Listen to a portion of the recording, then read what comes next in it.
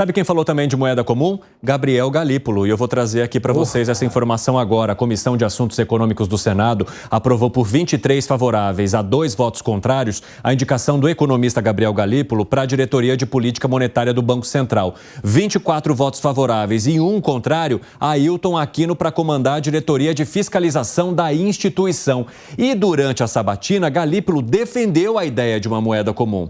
O economista disse que a ideia não é substituir o real, mas sim facilitar transações comerciais internacionais sem precisar do dólar norte-americano. Quando a gente tem alguém com política monetária tratando deste assunto no Banco Central e que apoia essa proposta, dá para se pensar em algum avanço em relação a ela, Gustavo Segré? Não, pode ser. Isso deve ser discutido, está certo. Mas aí o objetivo é outro. É não depender do dólar, para vincular mais para o ien da China, para o rublo da Rússia. E são moedas conversíveis. Qualquer um hoje pode fazer operações nessas moedas.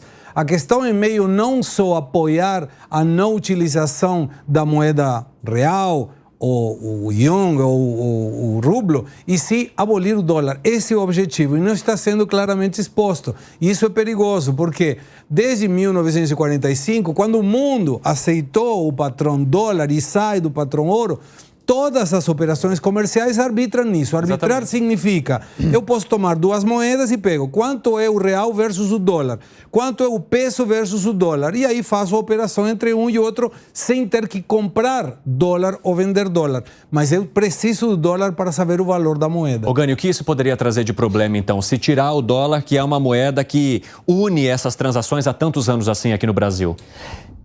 Eu vejo que o buraco é mais embaixo, né? Porque... Qual? O problema, você pega a Argentina, por exemplo, ela tem uma inflação de 140%. O Brasil tem uma inflação hoje próxima de 5%. Ou seja, não dá para fazer nenhum tipo de tratado ali. Fica muito complicado.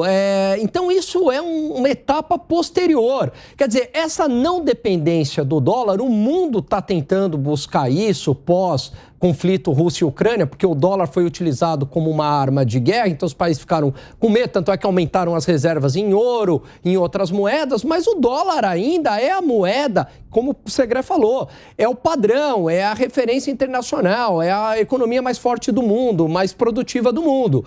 Então, substituir o dólar não é tão simples assim. E a gente tem problemas inflacionários a resolver aí nesses países. Olha, o Galípolo, ele também fez acenos ao presidente do Banco Central, Roberto Campos Neto, disse que só uma taxa de juros neutra de 4,5% ao ano não é solução para crescer, Fábio Piperno.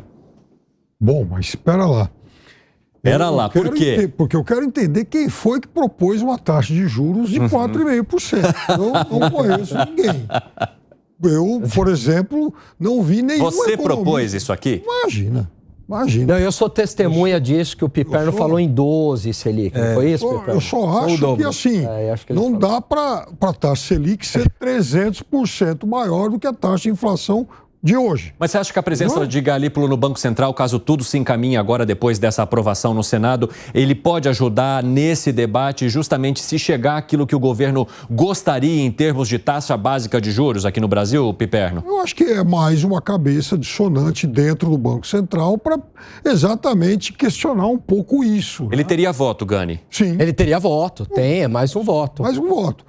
Aliás, ele mais o outro ministro indicado, aliás, que foi aprovado hoje, daria um placar o Ailton Aquino. Exatamente, daria um 7-2 aí. Mas não vai precisar 7-2, porque vai baixar. Vai baixar. Então, agora, veja, então, eu acho que o tema tem que ser discutido. Aliás, hoje, inclusive, está circulando um documento aí, publicado pela agência Spotlight, mostrando que aquele erro nas contas cambiais de 14 bilhões de dólares teria sido identificado pelo Banco Central bem antes da eleição. Eita! Pois é, bem antes. E foi divulgado, sabe-se lá por quê, depois. Então, é algo também para ser melhor apurado. Piperno, veja só, se tivesse um interesse eleitoral, o Banco Central não iria subir juros que pega super mal, que não olha o barulho que está todo mundo fazendo na época da eleição, se ele fosse fechado com o Bolsonaro.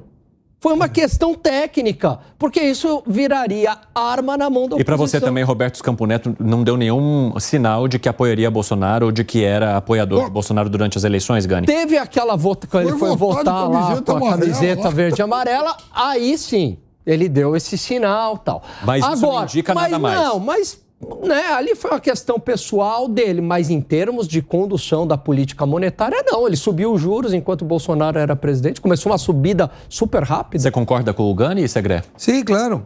É uma questão técnica. Eu não vejo Campos Neto um político, eu vejo ele um técnico. E o técnico que está fazendo. Cada um de nós, tecnicamente, tem a sua ideologia. E, de repente, em alguns momentos, pode ser manifestada, mas isso não atrapalha o nosso profissionalismo e muito mais o de Campos Neto. Piperno, tenho mais 30 segundos para você. Não, então, e sobre o que o Galípolo falou da questão da moeda comum, são duas alternativas. E eu acho que tem que começar a ser discutido, sim, uma coisa, se instituir uma moeda comum, inclusive que poderia circular em outros países, não apenas ao quarteto do Mercosul. Até porque o quarteto imagina a adesão de outros integrantes. A outra possibilidade é se fazer comércio, por exemplo, aí o que você disse, com as moedas que já existem. Até o yuan, se a Argentina quiser pagar yuan, ela paga.